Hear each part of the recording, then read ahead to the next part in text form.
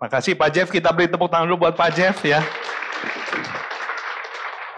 Oke, memang ini banyak sekali pertanyaan luar biasa ya, antusiasnya. Sebentar ya. Oh ya, tadi ada case tentang orang berpisah tapi tidak kasih surat cerai. Nah, dalam kasus-kasus pemisahan itu malah bagi gereja itu jauh lebih jahat. Kalau kamu benar-benar mau tinggalin, kamu kasih surat cerai, itu di ulangan juga disebut. Kasih surat cerai.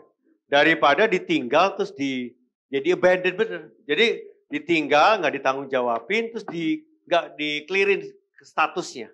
Gitu ya saudara? Dalam case-case yang benar, dia mau nikah lagi, punya masalah legal karena dia nggak ada surat cerai. Nah itu lebih jahat bagi saya. Kalau kamu mau benar-benar tinggalin, ceraiin dia. Daripada digantungin begitu.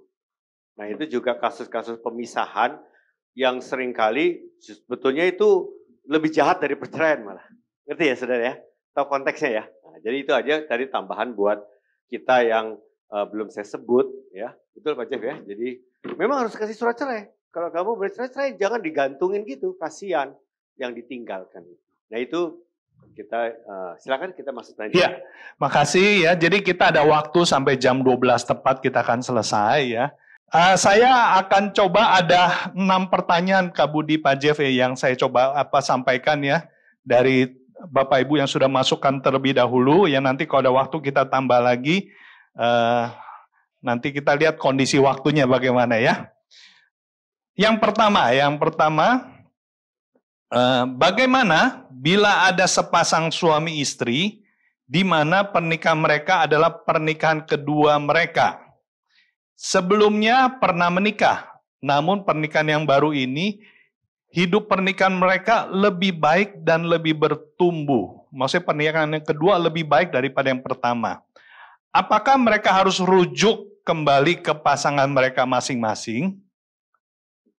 Ya. Silakan Kak Budi atau kalau udah menikah ya udah lanjutkan pernikahan yang kedua. Jadi malah cerai terus balik lagi sama yang pertama, kacau balau semua ini. Jadi sekali lagi kalau dia sudah menikah berarti opsi rujuk sudah berakhir. Ya clear ya. Kan udah menikah. Jadi yang kedua aja yang harus diselesaikan dengan baik gitu. Jadi tidak ada opsi cerai sama yang kedua terus balik sama yang pertama, malah kacau balau jadinya ya. Itu silakan Pak Jeff ada tambahan. Mungkin mengacu yang tadi Pak Jeff katakan yang nggak mungkin bisa rujuk lagi ya kalau sudah cerai yang pertama gitu. Udah menikah. Udah menikah terus mau rujuk lagi pada yang pasangan yang lama. Jadi kalau ada orang sudah misalnya pria sudah ceraikan istri yang pertama dan sudah kawin lagi tapi sekarang tidak senang dengan yang kedua. Kami juga pernah berhadapan dengan yang begitu dan kami sudah menganggap hukuman yang orang itu harus tanggung adalah tinggal bersama-sama dengan istri yang kedua yang sekarang nakal terhadap dia. Mungkin itu adalah hukumannya. Iya.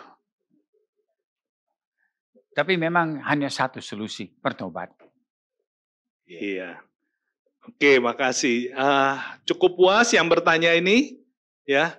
Kalau belum puas bisa langsung angkat tangan, lanjutin lah yang bertanya ini. Ada? Oh, udah cukup jelas si Pak Jeff, Kak Budi ya. Lanjut pertanyaan yang kedua.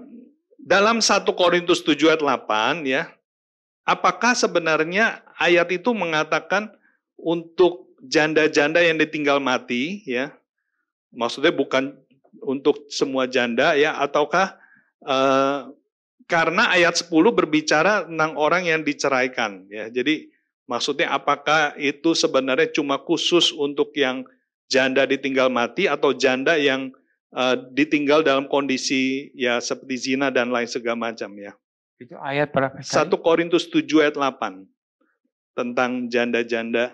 Apakah itu hanya untuk janda yang ditinggal mati atau semua wanita yang ditinggal oleh pasangannya dalam kondisi apapun. Silakan Pak Jeff. Nah, kalau kita baca dalam 1 Korintus 7, Ini sedang di dalam suatu masa kesukaran yang gereja sedang alami.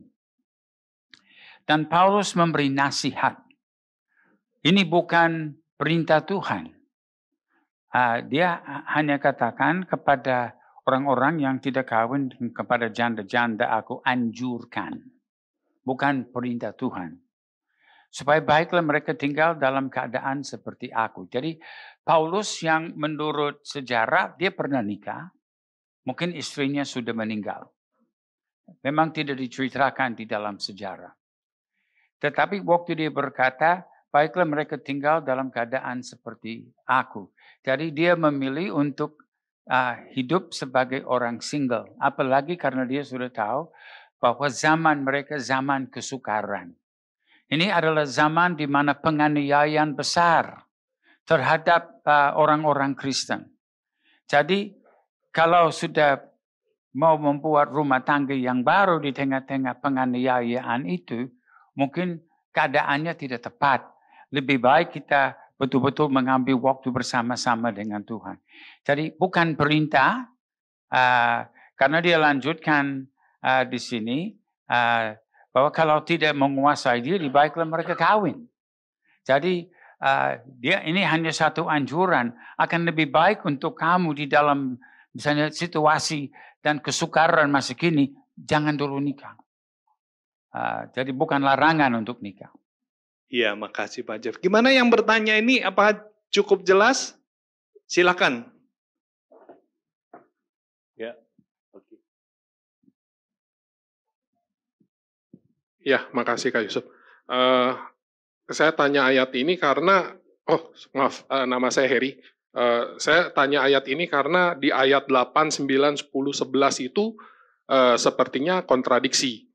Gitu. Kalau di ayat 8 kan memang kalau Pak Jeff bilang kan dianjurkan. Tapi kalau ayat 8, 9, 10, dan 11, di situ Paulus dengan jelas menyatakan tidak boleh menikah lagi. Gitu. Oke. Ya, terima kasih. Gitu ya. Jadi saya mungkin jawab aja. Ya. Jadi kalau lihat konteks seluruh perikopnya, kita bisa tahu opsi pertama, bila istri diceraikan, ia harus hidup tanpa suami atau berdamai dengan suaminya. Artinya dia tahan dulu, dia pemberes sendiri dulu, lalu dia menempuh opsi rujuk, betul nggak? Oke? Ya. Tetapi akhirnya bila terus ditunggu-tunggu gitu ya, bisa masuk di dalam klausul memang dia kan diceraiin. Kalau dilihat ayat berikutnya, dia posisinya sudah diceraikan, dia dalam posisi dia dalam keadaan tidak terikat lagi yang ayat yang ke-15, atau memang dalam case janda atau duda yang udah diceraikan itu, statusnya balik kayak orang single lagi kan. Jelas ya? Kan dia udah single lagi ya, dia udah nggak ada hubungan lagi kan, udah cerai kan. Jadi masuk ayat 8, 9 itu bisa di-acceptable. Gitu ya. Jadi intinya ada orang yang tadi saya bilang punya range iman, dia nungguin sampai pasangannya balik rujuk ke dia. Sampai kapan juga ditungguin. Sampai nunggu dia mati baru dia lepas. Itu yang menganut covenant keeper secara ekstrim, imannya sampai di situ. Tetapi dalam banyak case yang lain, ada orang yang nggak bisa sampai ke situ. Nah, solusi buat mereka yang ini gimana? Ya solusinya dia dipulihkan, dia bertobat dari case yang pertama dia cerai. Bagaimanapun case-nya masing-masing berbagai bentuk ya alasannya kenapa sampai cerai. Dia dipulihin, dia berusaha rujuk, tapi satu titik dia berhak untuk kawin lagi sih. Jadi tidak ada larangan, tidak boleh kawin lagi itu nggak ada. Ayatnya nggak ada, coba lihat. Dikatakan gini, ayat yang 11 ya. Ia harus tetap hidup tanpa suami atau berdamai dengan suaminya dan suaminya tidak boleh menceraikan istrinya. Tapi anyway dia udah dicerain kan. Jadi dia harus tetap berusaha hidup, tapi bukan berarti dia dilarang kawin lagi loh. Jadi sekali lagi saya udah bilang ada range dari orang yang memang bertahan sampai akhir covenant keeper, tapi ada orang juga yang akhirnya setelah pulih dikasih opsi, dia memilih opsi untuk nikah lagi. Jadi kita tidak boleh ada berkata, you udah fatal lah, udahlah habis lah. Lu gak boleh kawin seumur hidup lah. Nah opsi itu tidak ada ayat itu. Betul Pak Jeff? Ya. Ya, kalau lihat di dalam ayat 1 dari awal dari 1 Korintus 7 itu, sekarang tentang hal-hal yang kamu tuliskan kepadaku. Jadi yang kita baca dalam pasal 7 yang mungkin kelihatan sedikit kontradiktif, memang di dalam ruang tanya jawab karena mungkin ada beberapa pertanyaan dia sedang menjawab ini, menjawab itu. Jadi kita juga harus tangkap bagaimana dan apa persis yang sedang ditanyakan. Karena ini memang di dalam suatu percakapan yang merupakan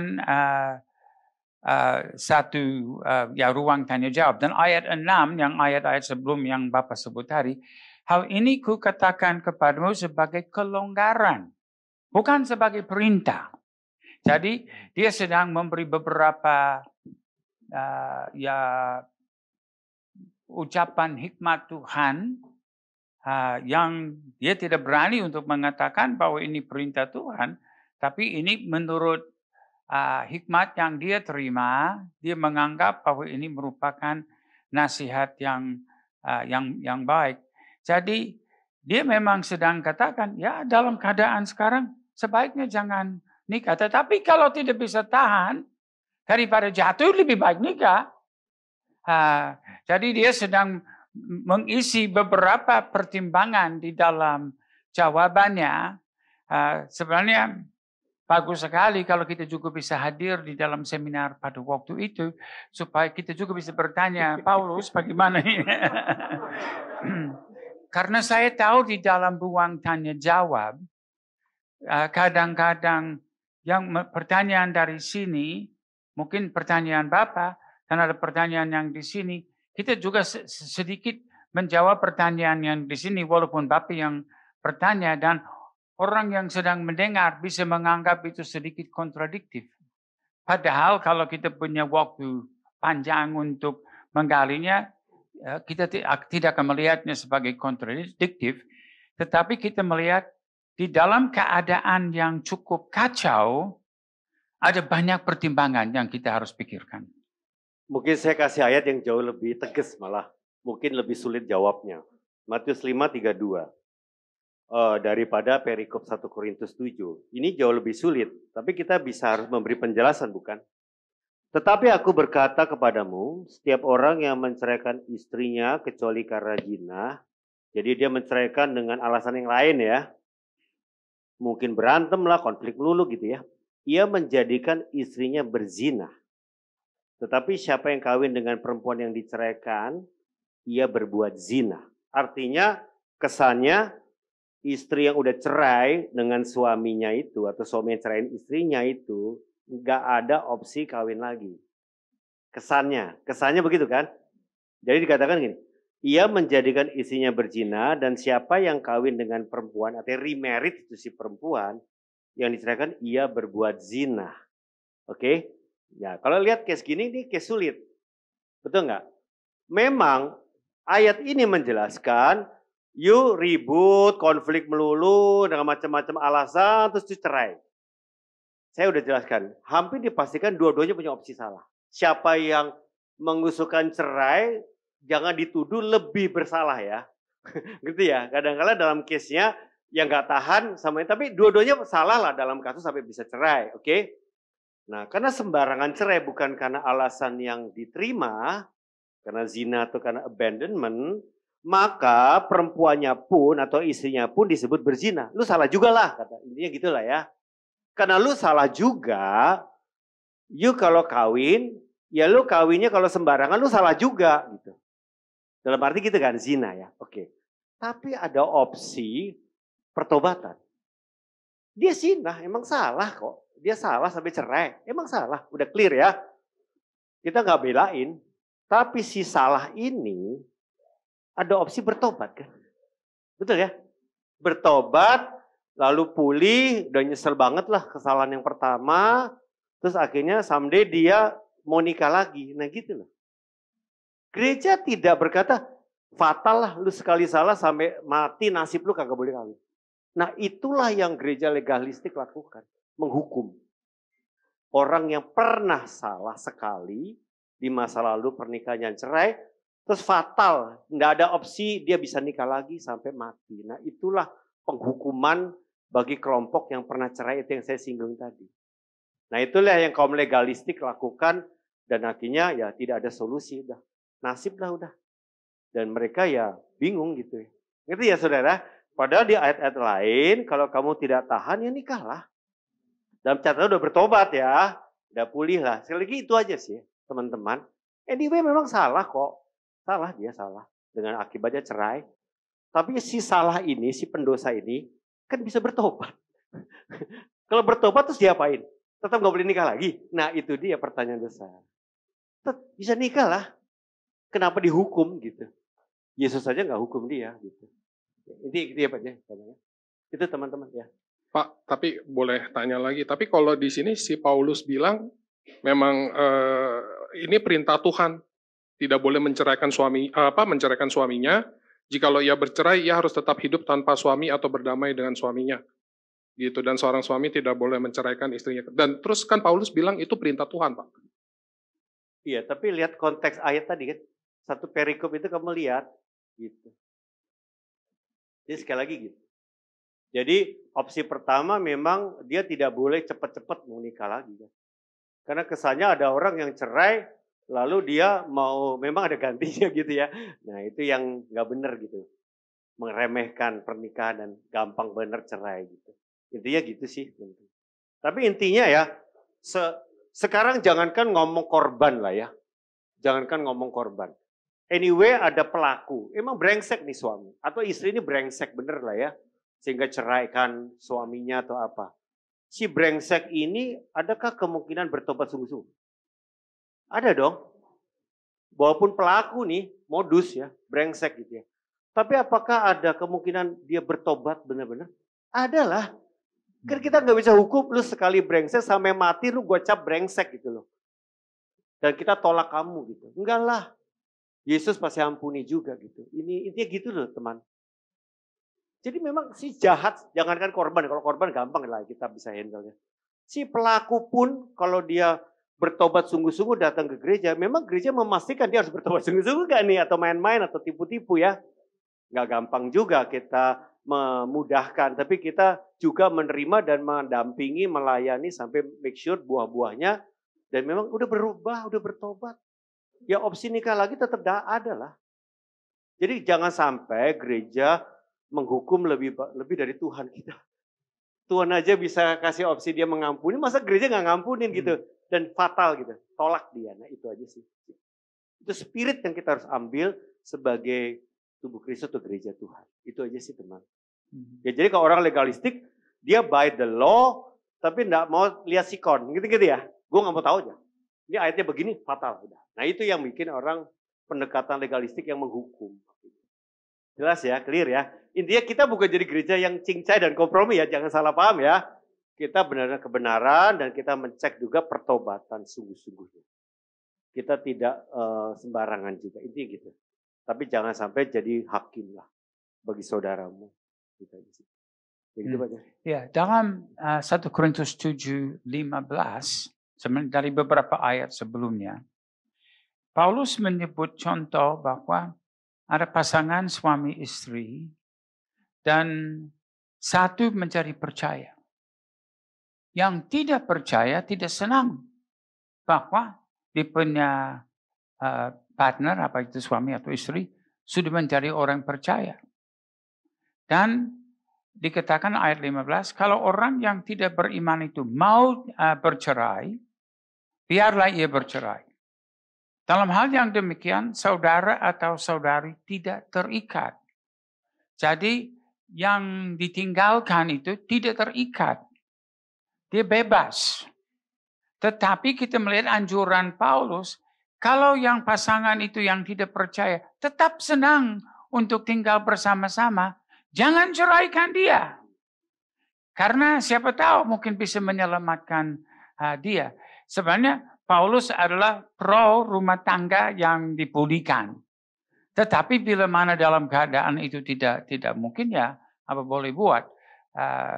Jadi kita memang ingin supaya semua keluarga betul-betul diberkati. Nah, ini juga membawa kita kepada satu pertanyaan yang sebenarnya kita belum bicarakan, tapi mungkin cocok di sini. Bagaimana kalau ada seorang masuk ke dalam ibadah dengan membawa 4 istri dan 12 anak, ada anak dari masing-masing istri, mendengar Injil dan bertobat dan terima Yesus, semuanya terima Yesus sebagai Tuhan dan Juru Selamat. Mungkin background Kedar ya, ada istri 4 gitu ya. Jadi apakah kita akan berkata kepada si laki-laki itu, kamu harus ceraikan 3 dari istrimu itu, dan mungkin itu anak-anak berkata, kalau mama saya yang diceraikan, siapa dari bapak saya? Nah, ini akan membuat keluarga itu kacau. Nah, kalau kita lihat di dalam 1 Korintus 7, Paulus berkata orang yang biar tinggal di dalam keadaan pada waktu mereka dipanggil. Jadi, kalau kita di dalam negara di mana memang ada banyak keluarga yang ada seorang suami dan sejumlah istri dan anak dari masing-masing istri, kita melihat di dalam Alkitab tidak ada perintah mereka harus cerai. Tetapi mereka tidak dibenarkan menjadi penatua atau pemimpin di dalam jemaat. Tetapi welcome masuk ke dalam kerajaan surga. Cukup? Ya, sama. Kalau di komunitas Kedar pasti ketemu kasus begitu. Ya, memang udah punya istri lebih dari 1 sebelumnya. Silakan lanjut. Ya, gimana Pak Heri, cukup jelas? Ini boleh tanya, maksudnya mungkin kalau misalnya bertanya lebih lanjut dikirim aja by WA ke nomor ini supaya kita bisa masuk ke pertanyaan berikutnya. Gitu ya Pak Heri ya. Okay. Dilanjut aja, kirim WA lagi, nanti akan dijawab secara tertulisnya. Tapi boleh tanya yang tadi Pak Jeff bilang. Oh iya, silakan. Pak Jeff, yang ayat 15 itu bukan kasusnya itu bahwa mereka itu menikah pertama bukan karena mereka berdua belum bertobat, tapi waktu bertobat terus suaminya tinggalin, itu Paulus bilang nggak apa-apa karena kan mereka belum ngucapin janji nikah Pak di depan Bapa Putra Roh Kudus Pak. Nah, tapi seperti saya jelaskan tadi, tidak ada acara di dalam Alkitab di mana orang membuat perjanjian antara Bapa, Anak, dan Roh Kudus. Itu adalah ciptaan dari abad keempat. Jadi pernikahan di dalam sejarah adalah di antara kedua keluarga yang membuat perjanjian. Itu hanya di kemudian waktu gereja menjadi terlibat karena kesepakatan di antara kerajaan Roma dan gereja Roma Katolik. Yang kemudian sudah menjadi tradisi yang diadopsi dalam pemerintah-pemerintah di seluruh dunia dan tidak usah dilawan, kita terima saja karena itu bukan merugikan kita. Ya, Pak Jeff dan kita gereja menyatakan yang penting standing point iman kamu sama Tuhan, bukan di ritual janji nikahnya yang membuat kamu jadi covenant. Karena kalau orang Kristen KTP, ya bisa aja bukan Kristen lahir baru, nikah juga di gereja, terus ucapin janji nikah, apa artinya? Nothing. Karena standing point dia di hadapan Tuhannya belum lahir baru. Walaupun janji nikah dibuat loh. Dan diberkati di depan pendeta dan gereja loh, ada surat gereja loh, but nothing. Kenapa? Dia nggak bertobat, nggak lahir baru, ngerti nggak? Jadi sekali lagi, jangan ritual janji nikah itu yang jadi perkarain terus gitu. Itu sangat-sangat subjektif dan bisa case by case. Jadi jangan kejebak ya, jangan kejebak, udah diberkati di gereja kok gitu. Ini kita seringkali ketipu. Ya, jadi kita nggak lakukan senaif itu, tapi posisi dia dengan di hadapan Tuhan. Itu lebih penting ya daripada sekedar ritualnya itu bisa tipu-tipu. Orang sekedar ngomong. Orang Jepang itu kalau mau nikah pada Shinto loh, ke gereja, ngucapin janji nikah. Tapi asal-asalan gitu, memang meaningless gitu ya. Jadi sekali lagi jangan ketipu di ritual janji nikah. Itu aja ya Pak Jai. Iya. Mohon maaf Bapak Ibu Saudara, kita nggak buka ruang pertanyaan langsung ya karena sudah banyak masuk lewat WA. Tapi silakan scan dan kirim karena kami dari Departemen Pengajian akan menjawab semua pertanyaan yang masuk di WA ini. Ya, Jadi jangan khawatir ya. Jadi kalau misalnya ada pertanyaan, mendadak muncul kok nggak dikasih mic bisa tanya langsung, memang enggak. Karena memang sudah banyak pertanyaan masuk ya. Jadi silakan bisa scan dan kirim pertanyaan. Saya masuk ke pertanyaan berikutnya. Ini ada kasus. Awal menikah secara Buddha, padahal suaminya orang percaya. Mereka diberkati secara Buddha di wihara. Tapi akhirnya mereka bercerai. Menurut info dari suaminya, istrinya ada pria lain. Pertanyaannya, apakah perceraian mereka diperbolehkan? Kedua, apakah si suami boleh menikah kembali diberkati di gereja? Saya Itu rasa aja. case-nya di 1 Korintus 7 udah dijawab ya, Pak Jeff, ya. Jadi suaminya istrinya yang belum bertobat itu akhirnya selingkuh ya dan meninggalkan suaminya, ya suaminya diceraikan ya, boleh. Ya itu kan yang menceraikan istrinya juga yang memang selingkuh dan akhirnya suaminya juga bisa nikah lagi. Case-nya udah terjawab dengan beberapa Case yang penjelasan. tadi ya. Silakan yang bertanya tadi, apakah sudah cukup jelas? Kalau belum jelas bisa dilanjuti dengan angkat tangan. Oke, udah jelas. Ini ada satu lagi Pak Jeff dan Kak Budi. Selamat pagi Pak Budi. Saya kebetulan bekerja di instansi pemerintah yang melayani aduan KTPA, kekerasan terhadap perempuan dan anak.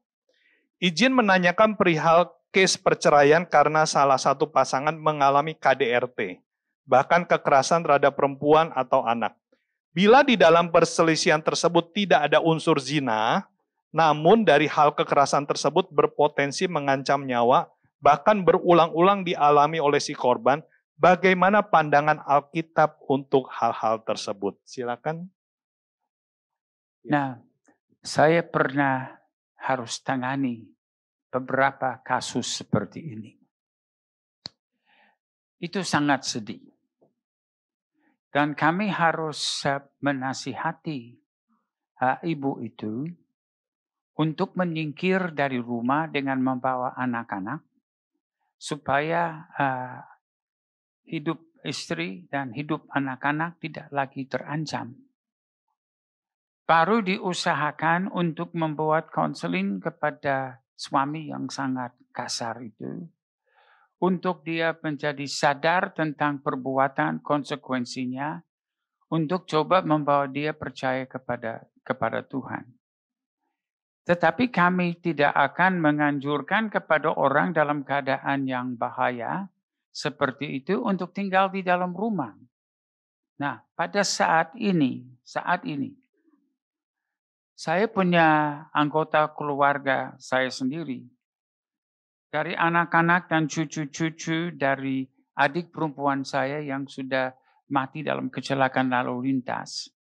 Anak-anaknya dan cucu-cucunya sudah menjadi sarang narkoba.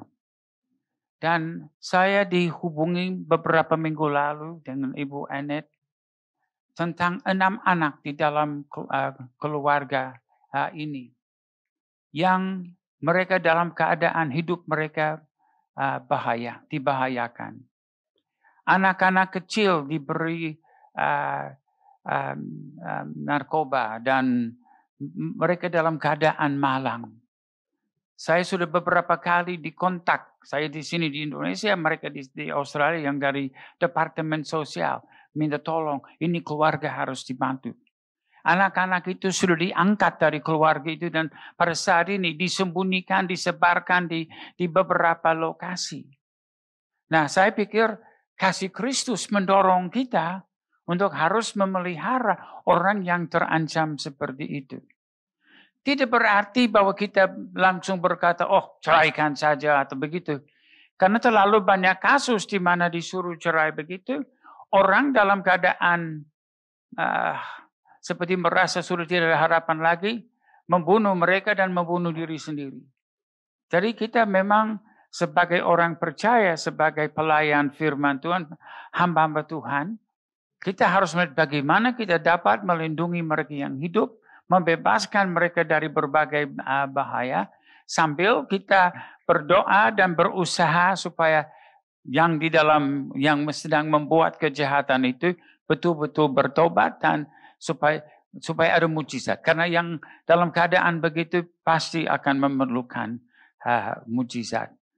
Tetapi untuk kaitkan itu langsung dengan perceraian, bukan hanya karena soal ancaman-ancaman, walaupun saya dapat uraikan lebih lanjut dari makna dari kata porneia.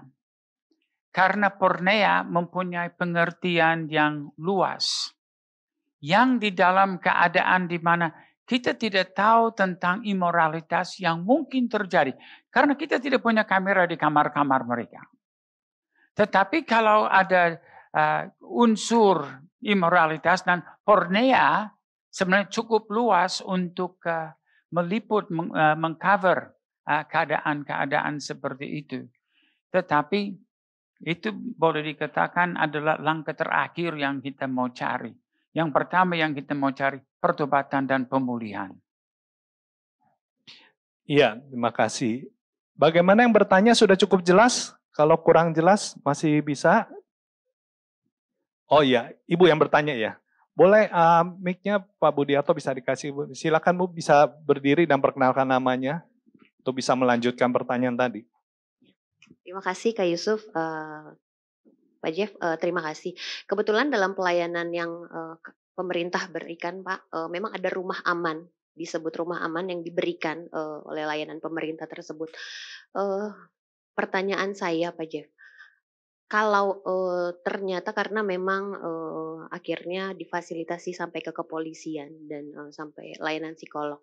Namun kalau sampai menimbulkan sampai ke anaknya pun beresiko ada potensi penyimpangan kelakuan karena dari histori yang sebelumnya. Nah, melihat dari beberapa kejadian di lapangan yang saya pernah alami pribadi dan lihat Pak Jeff, apakah hal-hal seperti ini karena mempengaruhi secara psikis juga dan kelakuan anak tetap baiknya dipertahankan walaupun menunggu waktu tenang di rumah aman tersebut? Gitu. Langkah pertama adalah memastikan bahwa mereka yang terancam dalam keadaan aman. Jadi itu sebabnya ada rumah aman ya, supaya mereka keluar dari keadaan bahaya. Kalau soal cerai, itu nanti urusan belakangan. Karena sebenarnya tujuan utama adalah membawa pertobatan dan pemulihan. Nah, ini 6 anak yang kami sudah dikontak dari Departemen Sosial di Melbourne, waktu kami sudah di sini di Jakarta. Ini dari umur 11 sampai Enet yang termuda 3 bulan ya. Dan ada 5 bulan. Dan itu ada juga kembar juga di situ. Ada yang umur 3 tahun. Dari 6 orang, dari 11 sampai itu. Nah, jadi kita mau mengatur bagaimana mengamankan keluarga, itu utama. Kalau soal cerai, itu urusan belakangan. Bahkan bisa saja kita adukan ke polisi ya, untuk ditangkap suami yang KDRT itu. Mungkin kita ambil kasus yang kita hadapi sendiri di jemaat ini. Ada satu kali seorang suami yang KDRT istrinya. Ya, itu jadi istrinya udah nggak tahan, lalu istrinya keluar kota, menyelamatkan diri sama anaknya, pindah kota. Udah nggak sanggup lagi tinggal sama suaminya. Tapi suaminya ini singkat cerita, dipulihkan, diperiasati, ya dilayani, bertobat total. Oke, bertobat total dan ingin berbaikan rujuk sama istrinya yang udah kabur ya. Karena udah nggak kuat ya memang.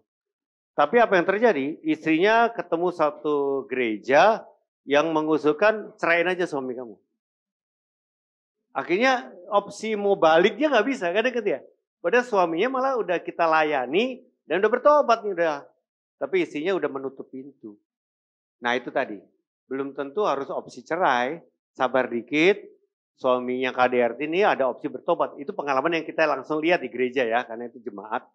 Dia udah bertobat, udah pulih. Sekarang nggak bisa balik karena istrinya udah tutup pintu. Itu aja sih Bu. Ya. Jadi nggak selalu harus cerai.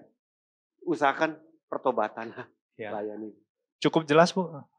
Oke, kita lanjut ke pertanyaan berikutnya. Ini kasus ya. Pak A cerai dengan istri lebih dari 10 tahun. sama-sama tidak menikah kembali karena pertimbangan anak-anak. Sekarang anak-anak sudah semakin dewasa atau kuliah. Pak A ingin menikah kembali. Wanita yang ingin dinikahi adalah seorang janda yang pisah dengan alasan bukan zina, tapi karena suaminya suka judi. Apakah Pak A akan jadi berzina karena menikah dengan seorang wanita yang cerai dari suami, tapi bukan karena cerai karena zina? Wanita ini sudah cerai 6 tahun dan sudah cerai secara legal, secara hukum. Wanita ini adalah anggota gereja. Itu pertanyaan yang pertama. Nah, pertanyaan yang kedua dari kasus yang sama, nanti setelah kematian, siapakah yang menjadi pasangan Pak A? Apakah istri pertama atau yang kedua? Ataukah apakah memang kita tidak akan berpasangan di surga? Bukankah Tuhan sejak awal menciptakan manusia agar memiliki pasangan? Mungkin yang surga Pak Jeff jawab dulu tuh. Di surga. Nah, jadi bagian pertama tadi, saya pikir Yesus jelas menjawab itu dalam Matius 5, 31, 32. Siapa yang menceraikan istrinya harus memberi surat cerai kepadanya. Tetapi aku berkata kepadamu, setiap orang yang menceraikan istrinya, kecuali karena zina, jadi bukan karena judi, ia menjadikan istrinya berzina. Dan siapa yang kawin dengan perempuan yang diceraikan, ia berbuat zina. Jadi jawaban terhadap pertanyaan itu ya orang itu yang belum yang diceraikan bukan karena zina tapi karena judi, dia akan berzina dan akan membuat pasangannya juga berzina. Nah, bagian pertanyaan yang kedua nanti Budi yang mau jawab. Yang di surga Pak Jeff aja yang jawab. Gimana? Jadi ulangi bagian kedua. Ya, yang bagian kedua, jadi nanti setelah di surga, intinya siapa yang menjadi pasangannya si suami itu, yang istri pertama atau kedua. Nah, Yesus juga menjawab itu. Karena sudah dijelaskan bahwa ada seorang yang sudah nikah, istri meninggal, bukan istri, suami meninggal, orang itu dia kawin lagi dengan saudaranya, dia meninggal, dia kawin lagi dengan saudaranya lagi. Nah, saya sudah pikir, kalau yang mau jadi suami berikut bodoh sekali, karena satu persatu meninggal. Tapi karena pertanyaan kepada Yesus, kalau di surga siapa menjadi suaminya? Yesus menjawab, di surga tidak ada perkawinan. Ya. Jadi tidak ada suami istri di surga. Ya. Nah, kalau saya mau katakan begini, ya banyak orang, satu bagian penting di dalam hubungan suami istri adalah seksual. Tapi di surga tidak ada seks. Yang kita akan dapat di surga lebih baik dari seks. Kemuliaan Tuhan. Kasih yang murni tanpa ada apa-apa yang untuk membuat orang merasa salah atau apa. Jadi saya pada waktu dalam tahun-tahun awal menjadi suaminya Bu Enet, ini menjadi satu pertanyaan yang mengganggu saya. Kalau nanti di surga, apa Ibu Enet tetap istri saya? Karena saya mencintai dia, saya suka bersama-sama dengan dia. Tapi jawabannya di surga dia bukan lagi istri saya. Tapi dia akan menjadi sesama orang percaya yang di dalam persatuan tubuh Kristus, di dalam kerajaan Allah yang sempurna. Dan walaupun di sini saya pikirkan secara duniawi, saya akan rugi. Tetapi kalau saya memasang pikiran firman Tuhan, tidak ada yang rugi di surga. Yang rugi masuk neraka. Iya, bagaimana yang bertanya ini sudah cukup jelas? Udah atau mau dilanjutkan, silakan yang bertanya ini. Oke, cukup jelas. Ya, masih bisa ada pertanyaan lagi ya. Matius 5 ayat 32 mengatakan, tetapi aku berkata kepadamu setiap orang yang menceraikan istrinya kecuali karena zina, ia menjadikan istrinya berzina. Dan siapa yang kawin dengan perempuan yang diceraikan, ia berbuat zina. 1 Korintus 7 ayat 8-9. Tetapi kepada orang-orang yang tidak kawin dan kepada janda-janda aku anjurkan supaya baiklah mereka tinggal dalam keadaan seperti aku. Tetapi kalau mereka tidak dapat menguasai diri, baiklah mereka kawin. Sebab lebih baik kawin daripada hangus karena hawa nafsu. Kedua ayat di atas sepertinya bertentangan. Apakah ex-istri atau janda yang tidak berzina tetapi diceraikan suami di ayat Matius tersebut bisa menikah karena alasan hawa nafsu? Dan bagaimana pernikahan yang berikut, apakah suami baru dikatakan berzina karena menikahi perempuan tersebut? Atau menunggu ex-suami menikah lebih dulu secara legal covenant, baru putus dan kemudian baru menikah lagi? Silahkan Kak Budi. Iya, dasar orang nikah kembali itu kan kita harus urut dulu ya. Dia cerai, kemudian kita kasih opsi tempuhlah rujuk. Betul ya, pasti ya, nggak ada opsi yang lain. Rujuklah, gitu ya. Lalu kalau si pasangannya yang tadi cerai itu sudah nikah lagi, berarti opsi rujuk tutup. Betul ya? Nah, kalau opsi rujuk tutup, opsi apa? Nah, kita cek betul, dia udah bertobat sungguh-sungguh, lalu opsi rujuknya tutup, boleh nggak dia nikah lagi? Kalau udah bertobat sungguh-sungguh dan nggak ada opsi rujuk, ya boleh lah. Gitu. Kita nggak hukum dia, sekali lu pernah salah sampai mati nggak nikah lagi, itu loh yang maksud saya. Itu nggak boleh, saudara. Gereja hukum gitu loh. Tuhan aja nggak hukum, kenapa kita hukum dia sampai nggak boleh nikah lagi? Dan dia mau rujuk udah nggak bisa. Betul ya, saudara ya. Jadi sekali lagi berpikirnya lebih komprehensif kali ya daripada sekedar sempit gitu ya. Intinya jangan sampai kita kecolongan orang yang nikah lagi dengan motivasi dan pertobatan yang tanda kutip ya, kita masih ragu. Jangan sampai kita bisa loloskan begitu. Kita ditipu sama mereka. Itu aja sih intinya. Kita tetap ada solusi pengembalaan dengan memastikan pertobatannya. Dan opsi rujuknya memang udah gak ada gitu loh. Gitu, ya. Ya, silakan. Juga dalam 1 Korintus 7 itu tidak kontradiktif terhadap Matius 5, 31, 32 itu. Karena dalam 1 Korintus 7 itu tidak membahas di situ tentang pengecualian itu. Itu hanya sedang berbicara tentang keadaan yang ada. Dan tidak dikatakan bahwa orang itu diceraikan bukan karena zina. Tidak ada yang katakan demikian. Jadi saya yakin bahwa Paulus tidak akan memberi jawaban yang kontradiktif terhadap jawaban yang diberikan oleh Yesus. Iya, makasih. Bagaimana yang bertanya ini udah cukup jelas? Silakan bisa dikasih mic-nya, Pak Budiarto. Sebutkan namanya dan boleh dilanjutkan pertanyaan. Nama saya Rini.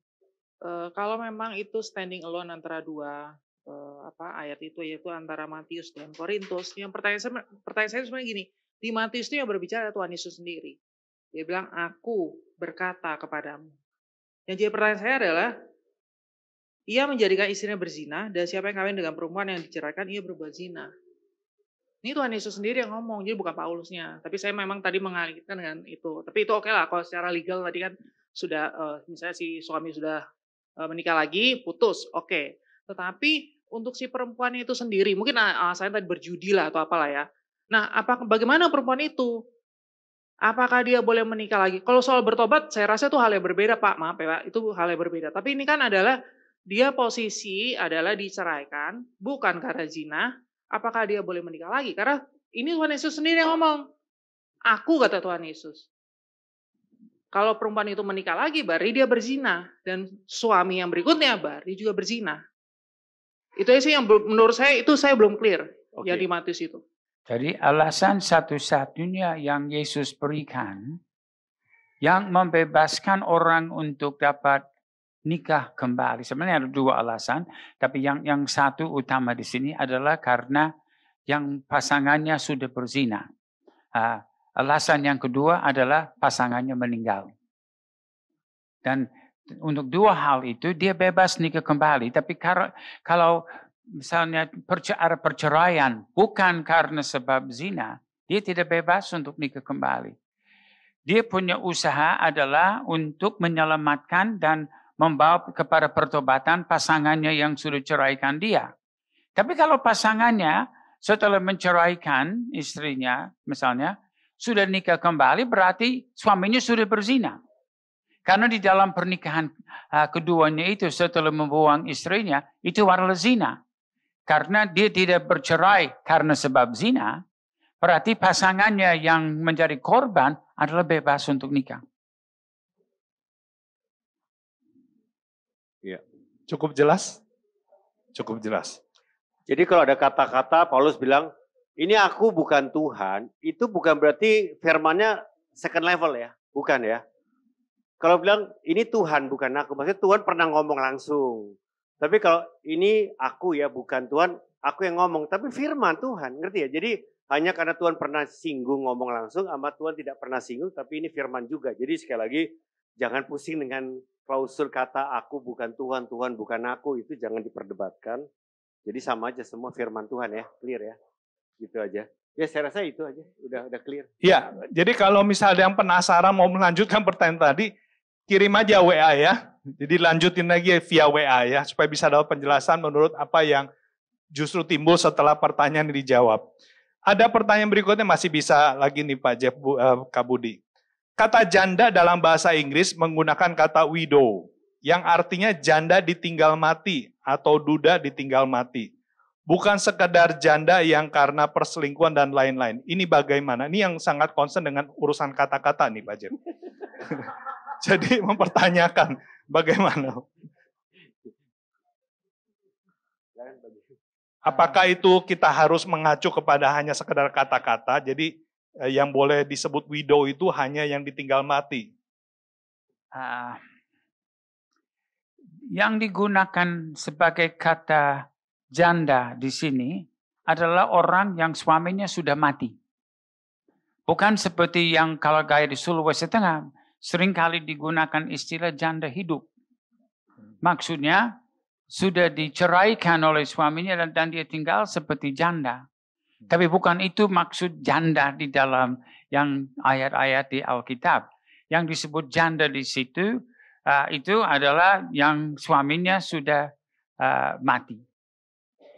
Iya. Jadi jelas ya. Gimana yang bertanya ini masih kurang jelas? Mau dilanjutkan? Cukup jelas ya? Oke. Masih bisa satu lagi Kak Budi, Pak Jeff? Iya. Masih boleh. bisa satu lagi ya terakhir ya. Ini mungkin sudah terjawab tapi mungkin biar ada penekanan. Ada seorang perempuan pernah menikah secara agama sepupu lalu bercerai. Sekarang bertemu dengan pria, duda cerai. Namun sejak bertemu pria ini sang perempuan jadi kembali menganut agama Kristen, lebih mengenal iman. Apakah mereka boleh menikah? Ya, jadi intinya boleh gak menikah kalau udah bercerai sebelum dia itu lahir baru? Ya. Jadi saya anjurkan dia kirim detektif untuk intip di dalam rumah pasangan suami atau istri yang pertama itu. Apa dia sudah berzina berarti dia bebas. Tapi tidak mungkin kita lakukan begitu. Jadi sampai memang sudah diketahui sudah terjadi zina, dia tidak bebas. Tapi kalau memang sudah terjadi zina, dia bebas. Tetapi itu tidak terlalu gampang untuk mengetahui situasi di dalam hal itu. Jadi bukan cuma karena orang sudah misalnya pindah agama. Jadi waktu saya di rumah sakit, satu staf di dalam rumah sakit masuk ke dalam ruangan saya pada hari ke-7. Karena saya sudah pikir, Tuhan kenapa saya di sini? Buang waktu di sini. Tetapi hari terakhir saya di situ. Nah, memang di dalam 7 hari saya di rumah sakit, saya mendoakan 3 dokter dan 2 perawat dan 1 staf ini masuk ke dalam ruangan saya hari ke-7, menangis dan berkata, saya sudah berdosa kepada Tuhan. Apa Tuhan bisa ampuni saya? Saya bilang, kenapa? Dibilang, saya mualaf. Saya sudah tinggalkan Kristen dan sudah masuk agama lain itu. Dan saya tahu saya sudah berdosa. Apa Tuhan Yesus bisa ampuni saya? Dia sedang menangis di dalam kamar saya di rumah sakit. Dan saya berkata 1 Yohanes 1 ayat 9. Kalau kita mengaku dosa kita, dia setia dan adil untuk mengampuni dosa kita dan menyucikan kita dari segala kesalahan kita. Saya berkata kepada dia, karena dia sudah mengaku dosanya, dan dia sudah bertobat, dan dia mau kembali kepada Kristus, dia sudah diampuni. Nah, dia belum nikah dengan orang lain itu. Tapi saya katakan kepada dia bahwa kalau dia sungguh-sungguh, dia harus betul-betul mengabdikan diri. Lalu dia langsung bertanya, jadi gereja Bapak di mana? Saya menyebut di The Best di selatan. Dia berkata, oh boleh saya datang hari Minggu di ibadah? Saya berkata, boleh, tetapi saya akan di KTC.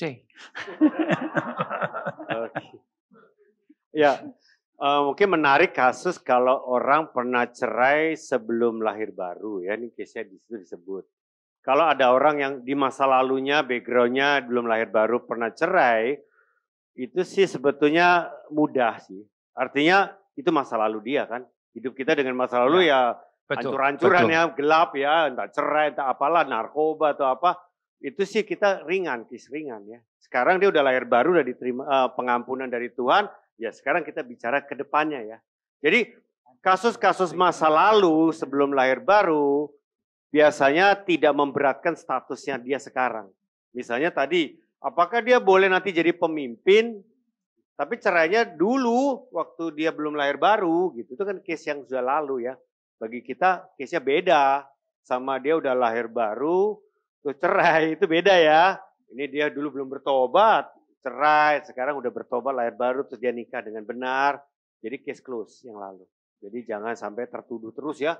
Masa lalu sudah ditutup, diampuni Tuhan, dibenarkan di dalam nama Yesus ya. Ya, clear ya.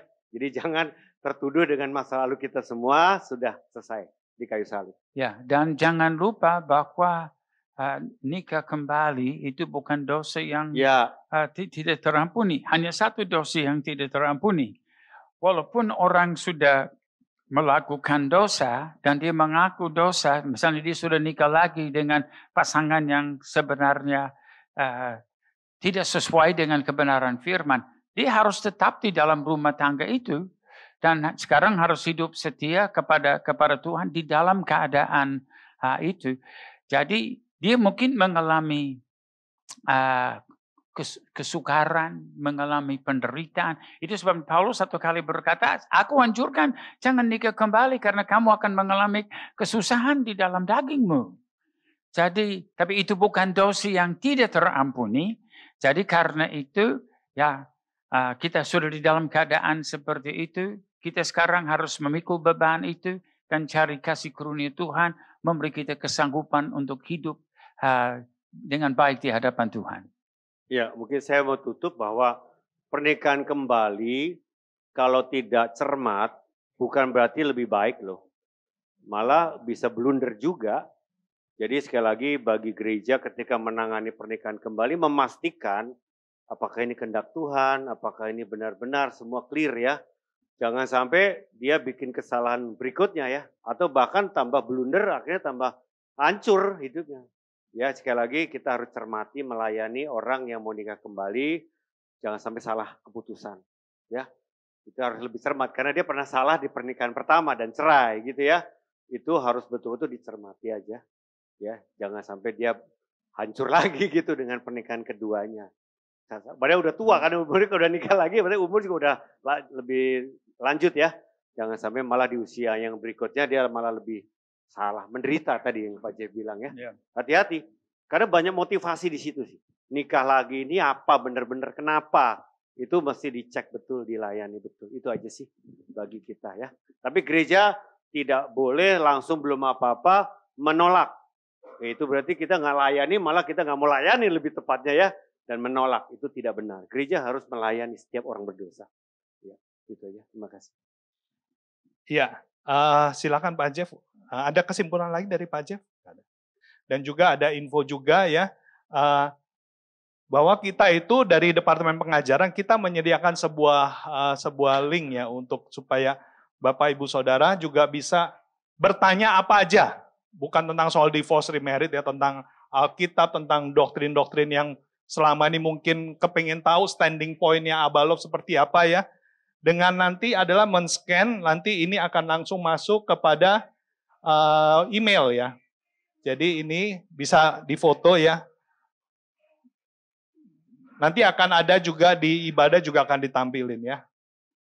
Jadi ini bisa di-scan dan juga untuk bertanya apa aja ya tentang semua doktrin ya dan juga tentang Alkitab. Nanti dari Departemen Pengajaran dan juga dibantu oleh dari dari ATM juga akan menolong. Silakan Pak Jeff. Kita mau tutup dalam doa. Oke. Bapak Ibu Saudara diberkati. Kita beri tepuk tangan dulu ya buat Tuhan dan juga kedua narasumber kita. Silakan Pak Jeff. Ya, Bapak di surga, terima kasih untuk kesempatan untuk kami dapat membahas satu topik yang memang mempunyai kesukaran dan juga rasa emosional. Dan Tuhan, kami berdoa supaya Roh Kudus akan memimpin kami ke dalam pemahaman yang sempurna, supaya kami dapat hidup berkenan dan memberi kemuliaan kepadamu. Terima kasih Tuhan, Engkau sudah berkati Pak Budi dalam presentasi yang luar biasa. Dari terima kasih kami berdoa supaya semua bahan ini juga boleh menjadi berkat kepada jemaat dan supaya apa yang kami pelajari juga mendorong kami untuk jangan bercerai, tapi hidup setia kepada Yesus, memulihkan keadaan di dalam rumah tangga, supaya di dalam setiap rumah tangga yang terwakili di sini akan membawa kesaksian, kemuliaan, dan kasih Tuhan Yesus Kristus di tengah-tengah masyarakat. Terima kasih, dalam nama Tuhan Yesus kami sudah berdoa. Amin. Amin. Selamat siang, Tuhan Yesus berkati.